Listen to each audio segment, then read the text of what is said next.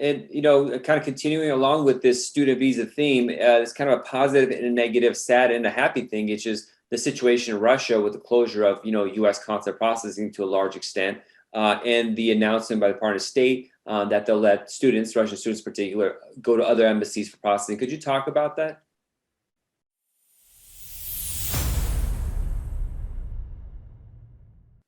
Right. So we just received an update, like literally like a couple days ago from the Department of State.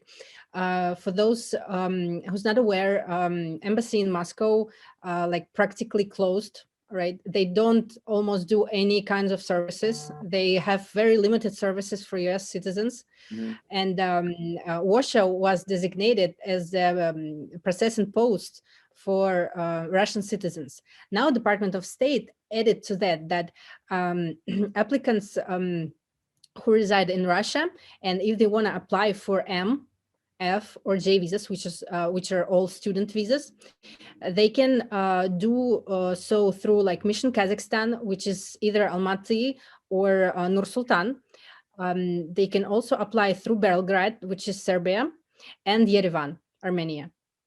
So these are three new posts that Russian applicants can potentially get their student visas. Mm-hmm. And it's going to be so much easier because obviously United States Embassy in Warsaw is have too many people there because Russian citizens get their immigrant visas there, citizens from Belarus, right, and Polish citizens too. So three countries already there. And I think that they wanted just to get it easy on embassy in Warsaw. So they decided that students can apply in different countries. But again, and this policy, they specifically say that Russian-based F, M, and J applicants, they still apply in different posts, not just these four posts, but different posts if they are physically located, for example, in some other third country. So there are no limits on that. It's called third country national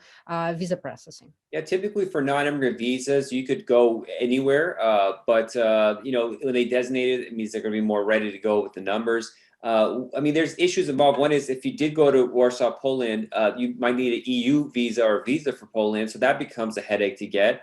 On the positive side, Kazakhstan and those countries probably don't need a visa. But we have a semi-revolution going on in Kazakhstan, so I'm not sure if you want to go there or how long that embassy is going to be open. We deal with the U.S. Embassy in Armenia a lot.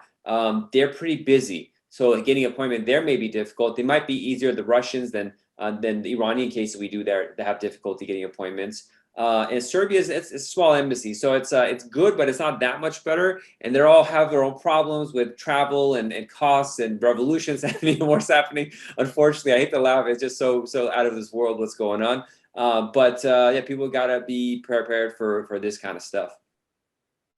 But as time show, for example, during pandemic, Department of State kind of tried to prioritize students, and when we're not issuing visas, for example, for fiancés, right, which is K1 visa, they were still issuing visas for students. That's true. Because again, business, they want to bring international students from overseas. So these cases have a lot of influence. They're pushing Congress like, hey, can't shut this down because the American universities make billions of dollars off this. So it's really important to keep it going. Correct. Yeah. And my understanding is that applicants from Russia, if they apply in these three consular posts, they will have more chances of getting approved if they're gonna go to some other third country.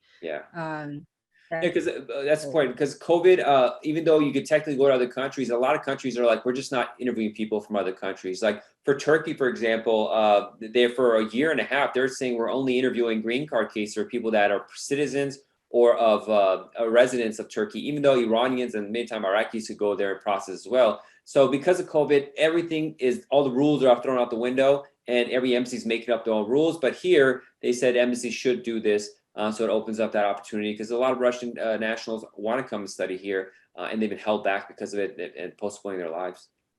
Thank you for watching this educational program. To get the latest videos, click the subscribe button and the notification bell icon. Also, help us help the immigrant community by liking this video and sharing it with your family and friends. You can also find us on other social media sites like Instagram, Facebook, TikTok, LinkedIn, and Twitter, where you find the latest updates on immigration news, policy changes, and tips. Be safe and God bless. See you soon.